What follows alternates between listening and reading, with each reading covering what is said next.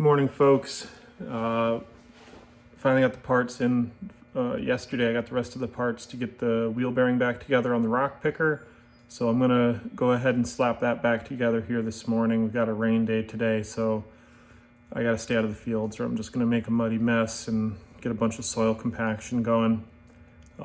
So I'll flip you around here. I'll show you what we've got for parts and what we've got to work on in regards to putting this back together. So this is the hub on the rock picker, and what happens is there's bearing races that have to get put in here. I've just got to clean this up a little bit and get it ready to go back together. I've got all the new parts laid out, not all of them, but these are the new bearings. So for those of you that might have seen this video last week and seen me pulling broken chunks off and not understand what was missing, I've got them laid out here next to the new pieces. So, you know, this is the inner race here, this inner diameter piece, and that's what you see right here, although it's broken. All the roller bearings and the outer cage are missing from that one. Same thing with the smaller bearing. I've got the races set here as well. This one shattered when I took it out. They're hardened, so if you hit them too hard, they'll shatter. I've got the new races sitting in the freezer, trying to shrink them down a little bit just to make installation easier. We'll see if it works or not. I did manage to get a hold of actual Timken bearings. They're good bearings. They're made in the US here. This was supposed to be a Timken seal. The box says Timken, but if you look at the seal, this is actually a National seal, and it's a different seal structure than the one that was in there. This is a double wall with the seal. This was just a single wall. This might actually be a slightly better seal. It doesn't really matter that much for what we're doing here. So I'm gonna get this hub cleaned up a little bit. I just want to sand down the surfaces a little, make sure there's nothing for the race to get stuck on. And then I'll go ahead and get this outer race and get that dropped in. And then we'll flip it over. We'll get the inner bearing race in, put the inner bearing in place. We've got to grease these bearings up before they go in. And then once the inner race, the bearing is greased and set in there, then we can go ahead and drive that seal in. So I'll get this camera set up and we'll get things cleaned up and see if we can't get them going together.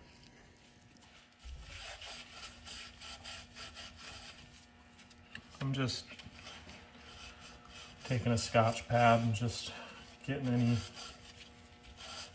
just dirt, junk out of there.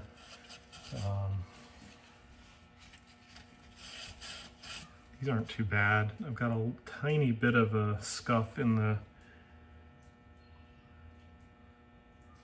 the face of where this outer race goes there. I don't know if that's, I honestly don't know if that's from me or if that's from someone else that was here before me. But it shouldn't hurt anything. It's not sticking, it's not protruding into the diameter where the race goes at all. It's actually, if anything, it's giving us a little bit more clearance right there, which again, it doesn't really matter. So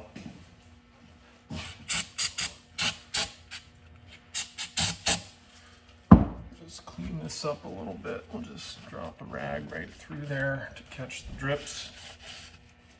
Yeah. So that is pretty good. Certainly, I think, good enough. I'll go grab this race out of the freezer and we'll see how it fits in there. Okay, I've got the new race here. I don't know if freezing it will have helped or not. Should have helped a little. And I've got my driver a little crooked.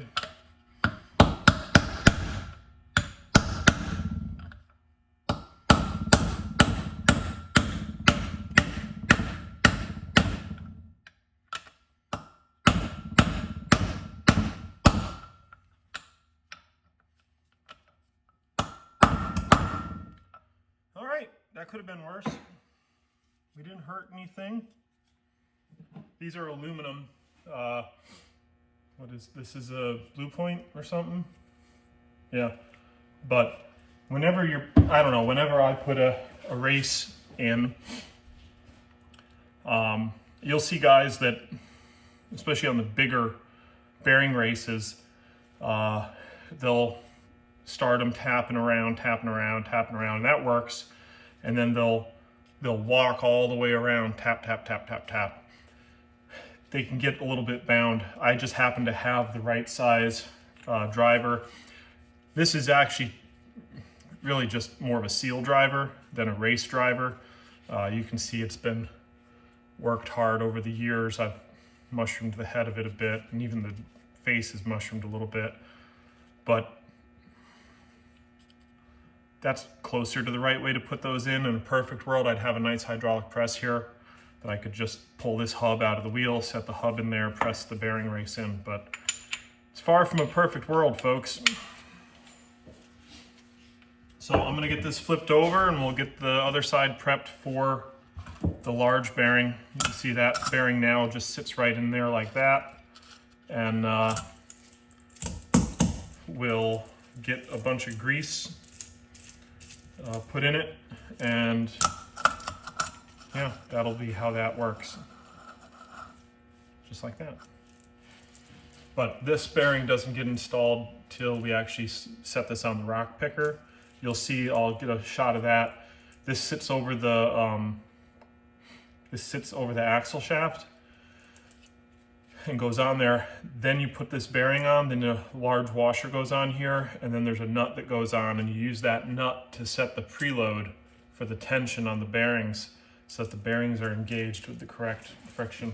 So let me get this flipped over and we'll be right back with you. So same basic idea here. We've got two faces that need cleaning on this side. We've got where the grease seal sits. So these hubs are not like an oil bath hub like you would see on a big truck. These are just greased bearings. This is a low speed implement anyway. Probably the fastest this thing's ever gone. When we bought this rock picker, it was, I don't know, what is it, 2 or 3 towns away, maybe 15 miles, 20 miles, I don't know. And this thing's fairly wide. I think it's about 13.5 feet wide. And I went and picked it up and we towed it back here behind my pickup right down the main state road. And I had to keep kind of swinging out whenever we'd get to a mailbox so that I wouldn't run the mailbox over.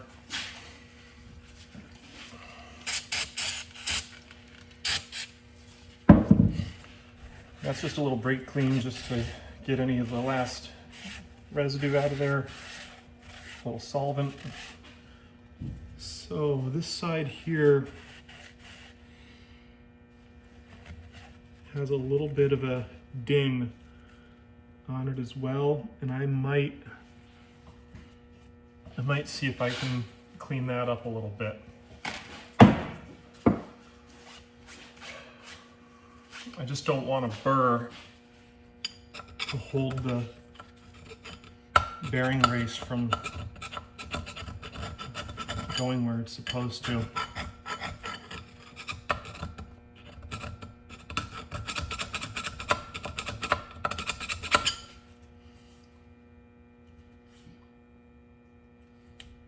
Those are some pretty wicked burrs. I'm pretty sure those are from somebody other than me. I don't think I cut those into there. But that might get us where we need to be.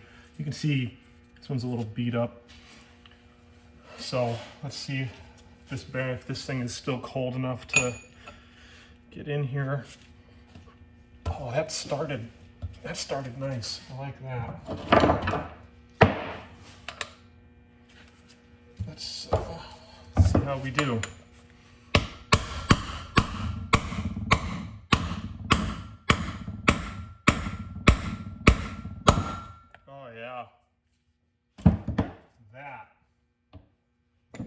perfect. I don't know if you were able to see, but I was actually able to start that race down into the hub by hand and kind of get it squared up. So when I started hitting it, it really just went in super easy. So I'm gonna grab some grease. We'll pack this large bearing for the inner race, and we'll get that dropped in there. And then it'll be time for the seal to go in. Okay folks, I've been using this Simpico brand of lubricant and grease for a few years now.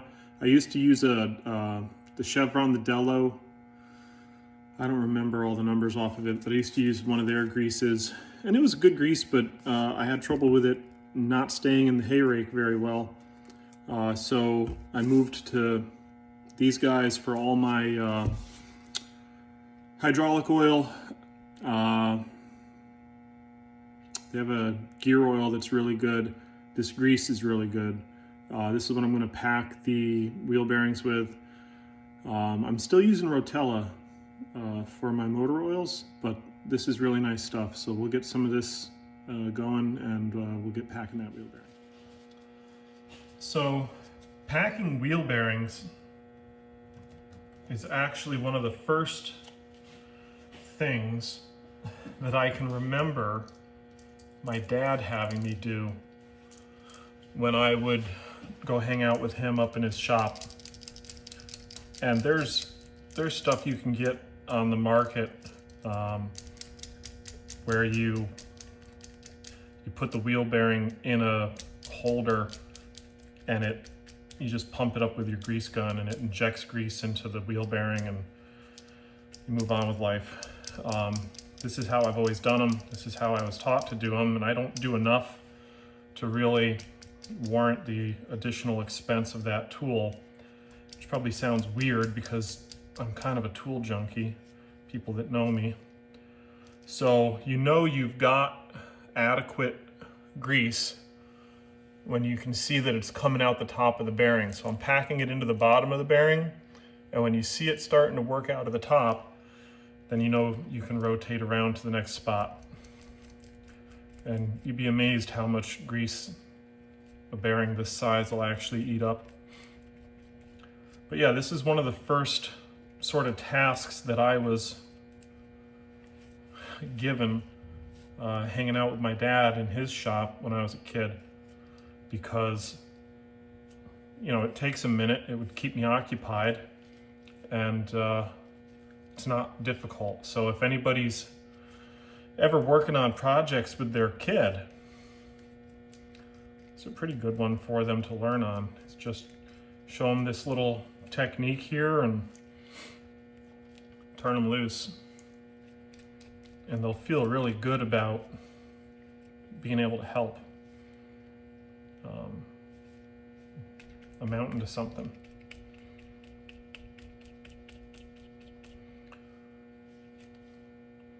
We didn't have gloves when I was a kid. You know, you just kind of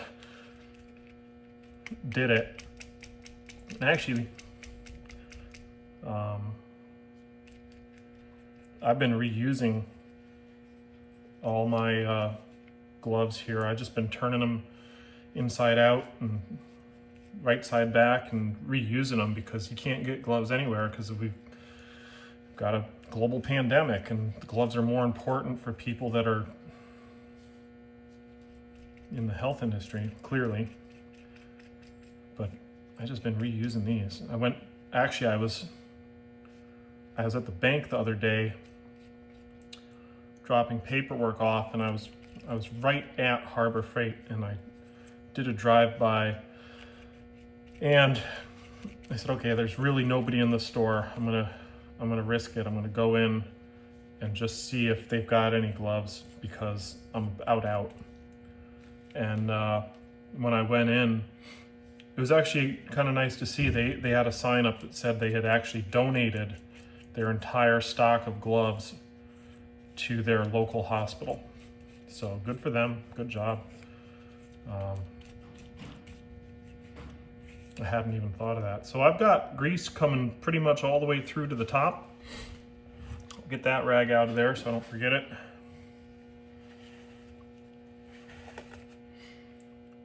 That drops in there, and we've got a nice happy bearing. So that should last the life of this rock picker at this point. This rock picker is probably 20 years old, at least. It's got to be older than that because it was used when we bought it. And we bought it, shoot, all of 8 years ago, I would say. 8, maybe even 9 years ago. So now we're ready to get our grease seal in. Now I don't have a driver large enough for this seal. This seal is about almost 3 3/4 inch across. So I'll grab a little hammer and we'll just tap it on in there. When you're putting your grease seals in, or any seal, you always want the lip, so the edge of the lip faces in. It faces towards what you're trying to keep in there. So it's gonna go in just like that. I'll get a little hammer, we'll tap that puppy home.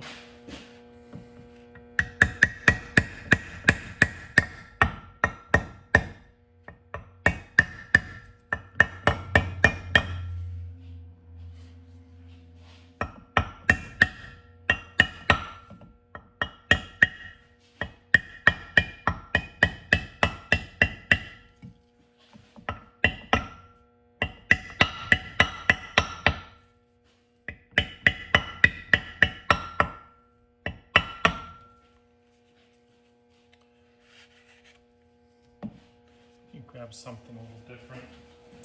Just couldn't quite get square with that hammer, and I didn't want to crimp the edge of this.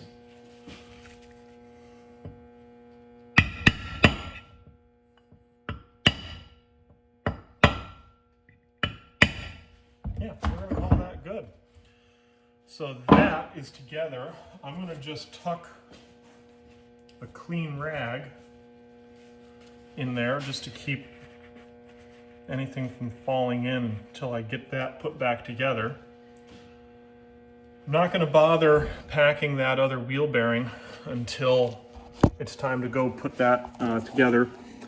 And the rain's picked back up, so I'm going to hold off on that because I just don't much fancy working on things in the rain right now. So with that being said, we may not get back to getting this together until tomorrow or the day after. I've got a few other projects I can work on in the shop.